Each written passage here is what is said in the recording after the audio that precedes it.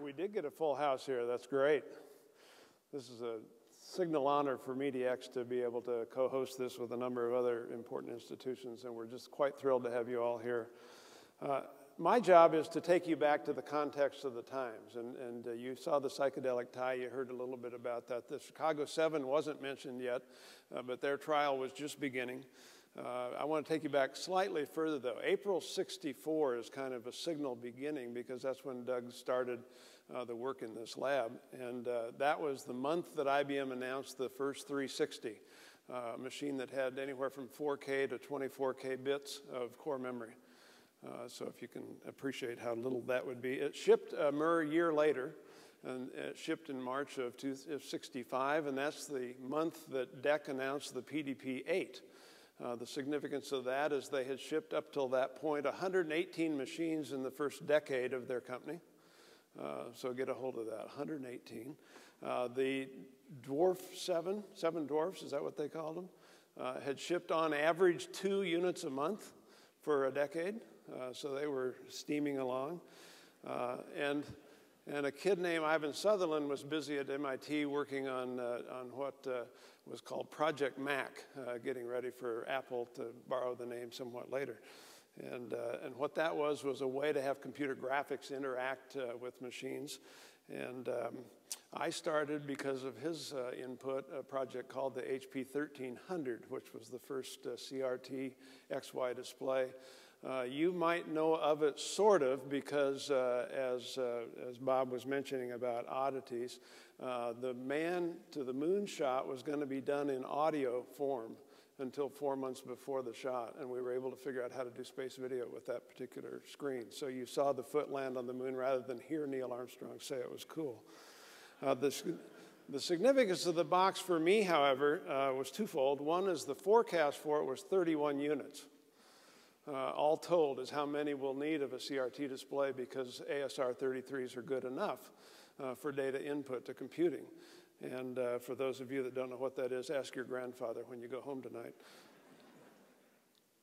And I had the good fortune to be introduced to a man named Doug Engelbart in his laboratory at SRI a year and a half before Fall Joint Computer Conference.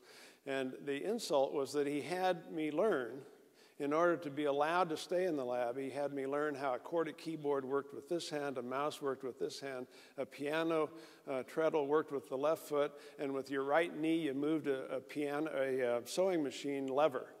And with all of those, you could be a one-man band, which of course is what Doug has been for his entire career.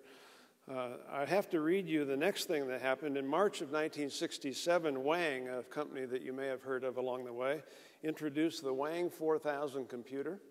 And this is the wording in the history about the company. The Wang 4000 computer system, informally introduced at the annual IEEE conference in March, was formally introduced later. By December, they had 7 orders.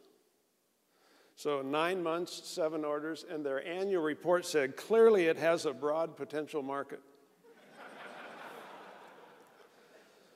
So we're talking really about a period that computing was really not what we think of today. Hewlett-Packard today ships 1 million printers a week. So we're talking a handful of these machines that when Bob talked about programming on, he was one of the very fortunate few to have that hour slice. Doug is most remembered, though, for the mouse. What I'd like you to watch in this film that we're about to introduce is the other devices he had there. They're not called out in the film, but they are there. And the other thing that I think is more significant and what we've spent these last 2 days talking about is his concept of a collective IQ, his idea that the purpose of this, the purpose wasn't to invent gadgets. The purpose was to collect people and have them converse and solve problems of a magnificent nature. So it anticipates the web.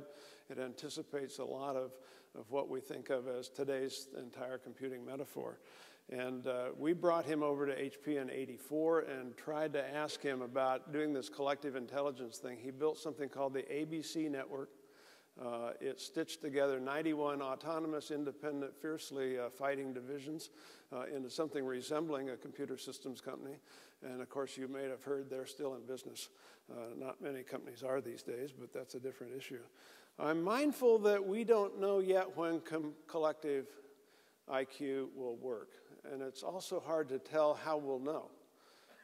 But I am reminded also of when we held ACM 97, January 97 in San Jose, 2,100 people in the room, and we had 17 computer visionaries talking about where is computing going in the next 50 years. This was the 50th anniversary of ACM.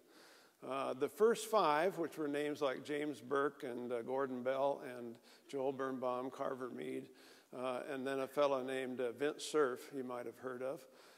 Vint was the 5th, and everybody wanted to talk about the killer app, and no one had yet mentioned the internet. Now, Netscape had gone public in August of 1995, and while it was a great fun, it still wasn't a household word. And Vint stood up and proudly said that within the next 25 years, he was confident that the internet would take off. We don't know about collective intelligence, but let's see what Doug had to say about it in 1968.